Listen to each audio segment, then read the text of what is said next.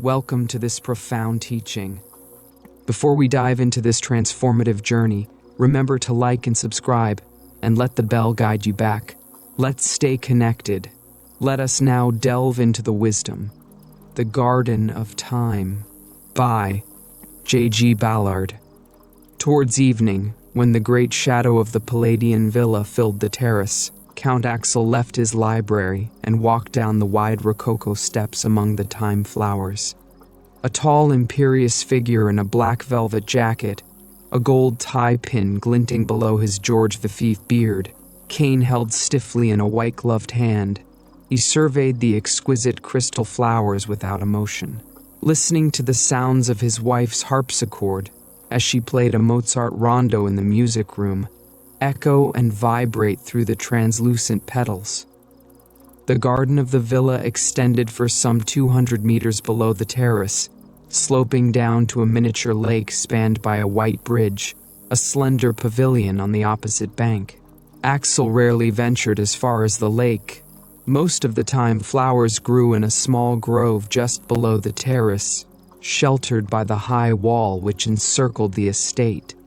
From the terrace he could see over the wall to the plain beyond, a continuous expanse of open ground that rolled in great swells to the horizon, where it rose slightly before finally dipping from sight. The plain surrounded the house on all sides, its drab emptiness emphasizing the seclusion and mellowed magnificence of the villa. Here in the garden, the air seemed brighter, the sun warmer, while the plain was always dull and remote. As was his custom before beginning his regular evening stroll, Count Axel looked out across the plain to the final rise, where the horizon was illuminated like a distant stage by the fading sun. As the Mozart chimed delicately around him, flowing from his wife's graceful hands, he saw that the advance columns of an enormous army were moving slowly over the horizon.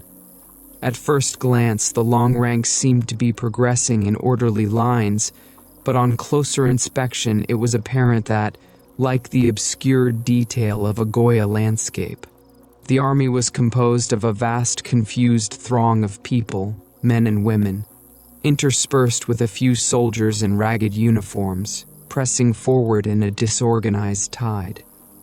Some labored under heavy loads suspended from crude yokes around their necks.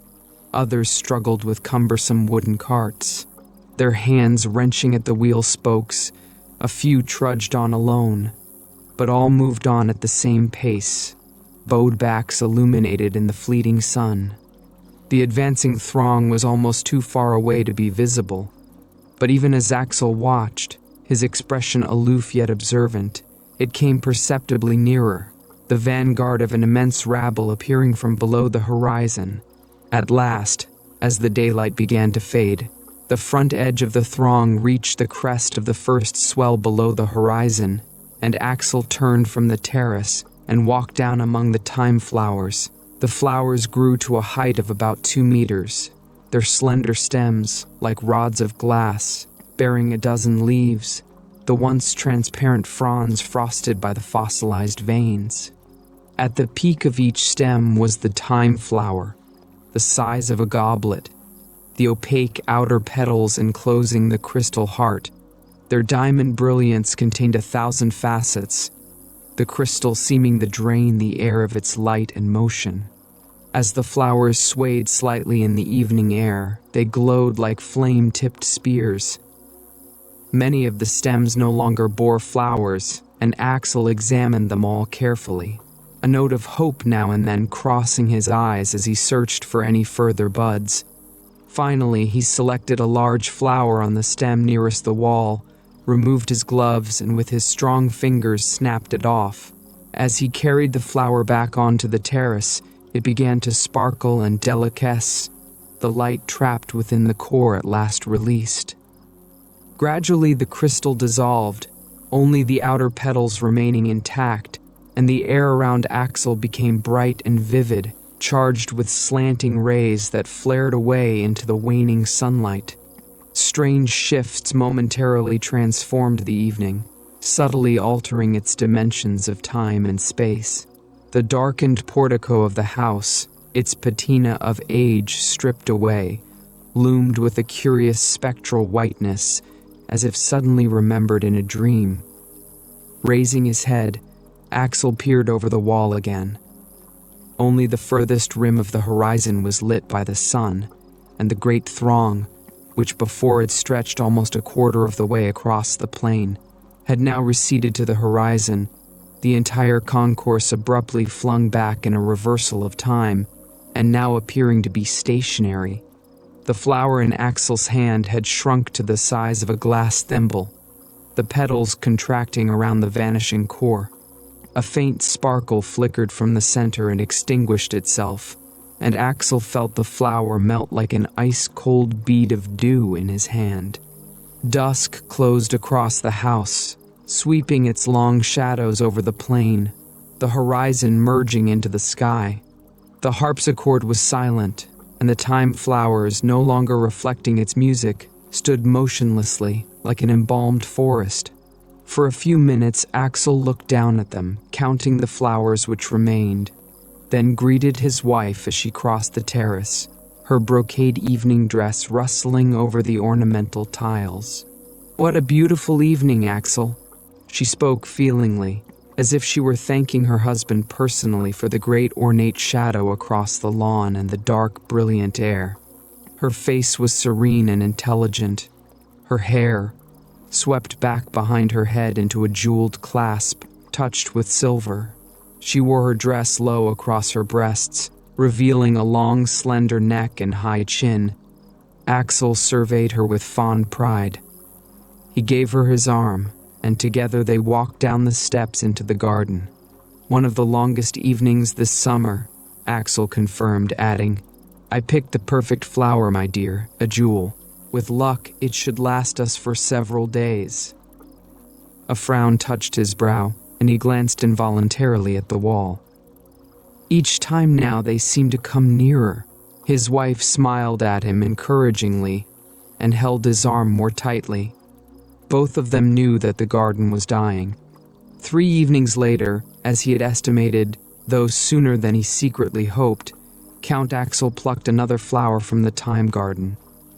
When he first looked over the wall, the approaching rabble filled the distant half of the plain, stretching across the horizon in an unbroken mass. He thought he could hear the low, fragmentary sounds of voice carried across the empty air. A sullen murmur punctuated by cries and shouts, but quickly told himself that he had imagined them.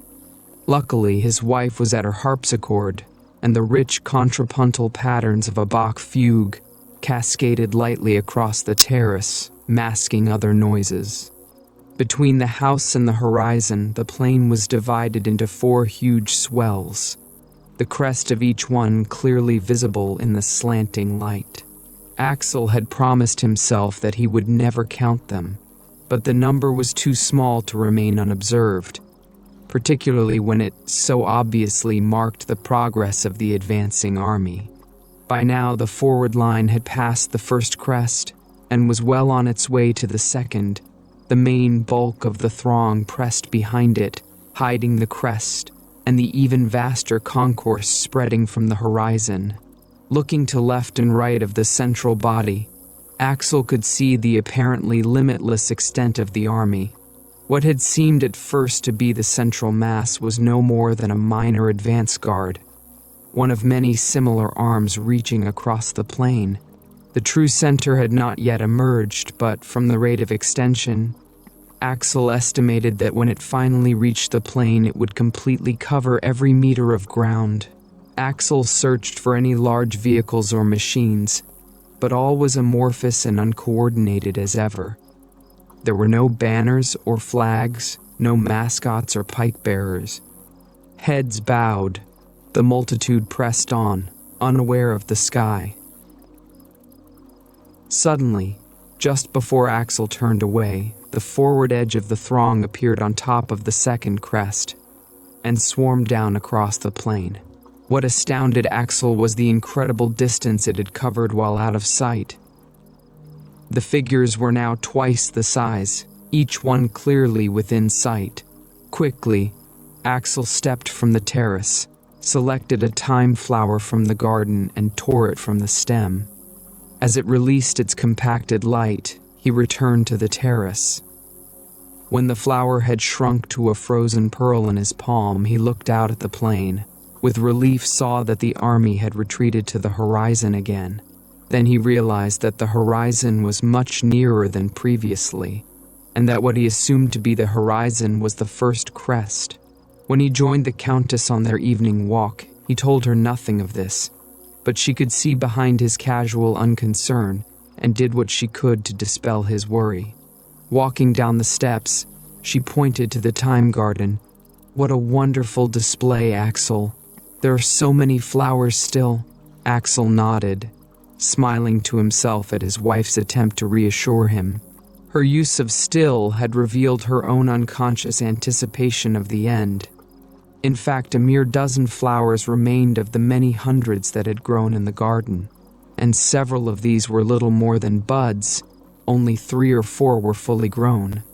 As they walked down to the lake, the Countess's dress rustling across the cool turf, he tried to decide whether to pick the larger flowers first or leave them to the end.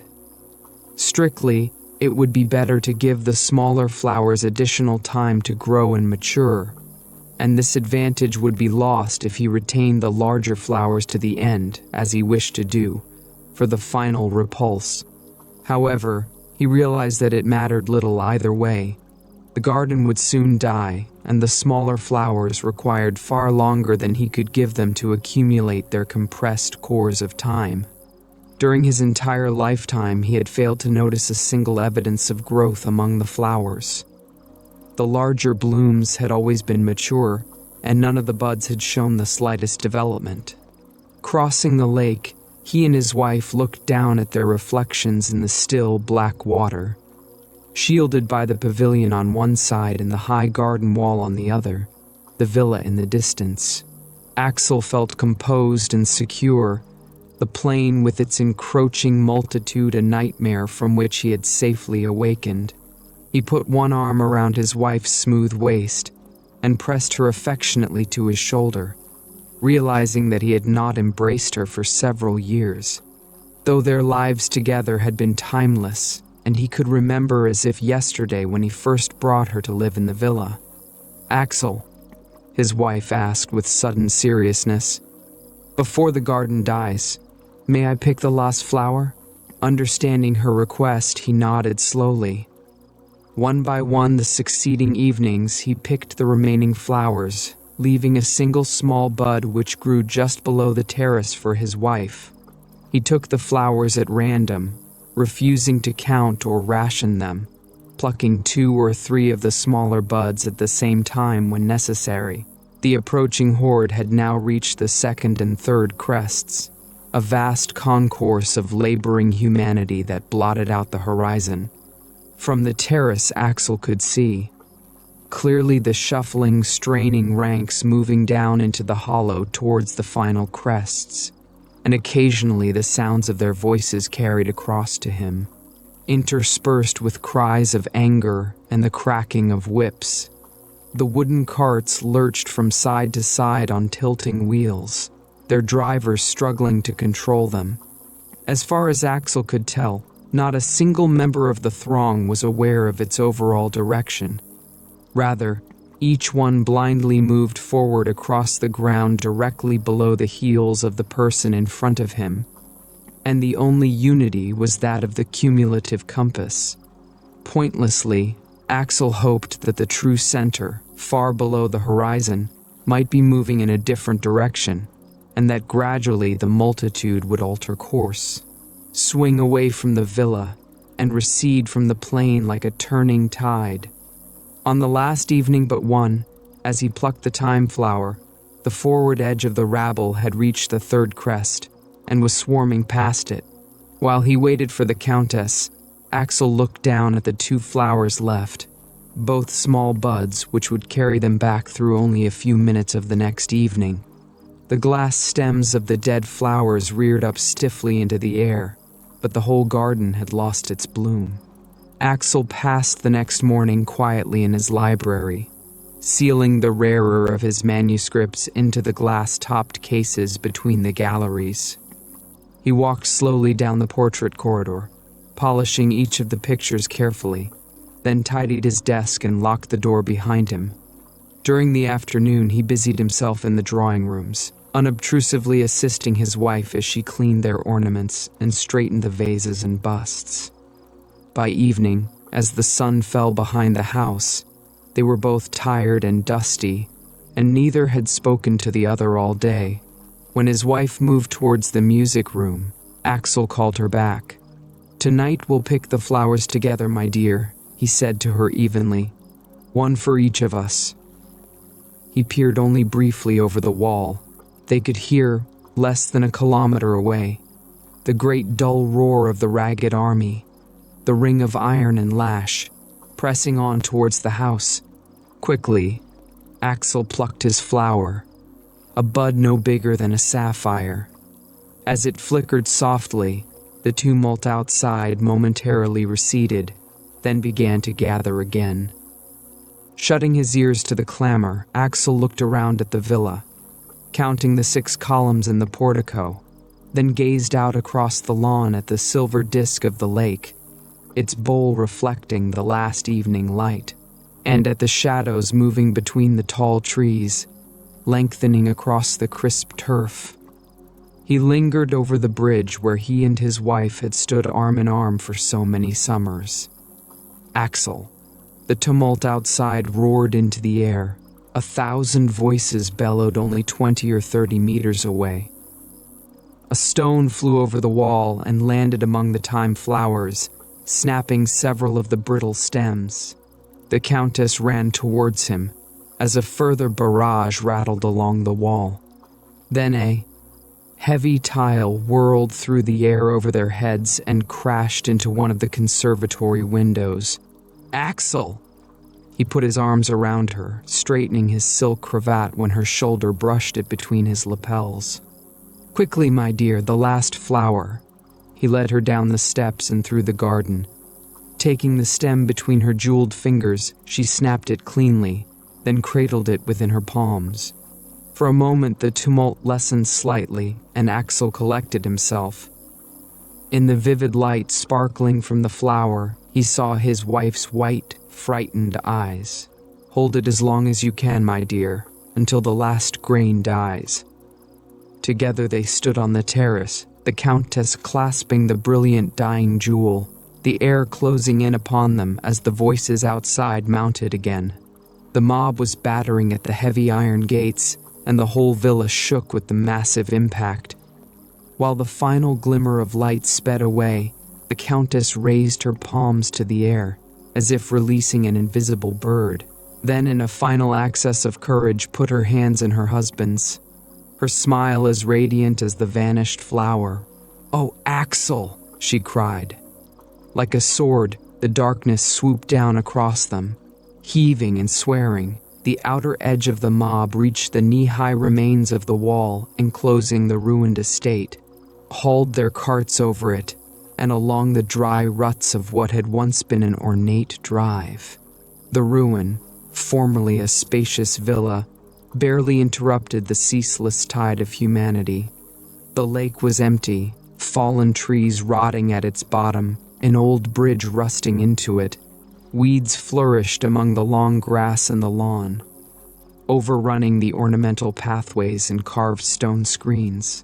Much of the terrace had crumbled, and the main section of the mob cut straight across the lawn, bypassing the gutted villa. But one or two of the more curious climbed up and searched among the shell. The doors had rotted from their hinges and the floors had fallen through. In the music room, an ancient harpsichord had been chopped into firewood, but a few keys still lay among the dust. All the books had been toppled from the shelves in the library. The canvases had been slashed, and gilt frames littered the floor. As the main body of the mob reached the house, it began to cross the wall at all points along its length. Jostled together, the people stumbled into the dry lake, swarmed over the terrace and pressed through the house towards the open doors on the north side. One area alone withstood the endless wave. Just below the terrace, between the wrecked balcony and the wall, was a dense 2-meter-high growth of heavy thorn bushes. The barbed foliage formed an impenetrable mass, and the people passing stepped around it carefully, noticing the belladonna entwined among the branches. Most of them were too busy finding their footing among the upturned flagstones to look up into the center of the thorn bushes, where 2 stone statues stood side by side, gazing out over the grounds from their protected vantage point. The larger of the figures was the effigy of a bearded man in a high-collared jacket, a cane under one arm. Beside him was a woman in an elaborate full-skirted dress, her slim, serene face unmarked by the wind and rain. In her left hand, she lightly clasped a single rose, the delicately formed petals so thin as to be almost transparent.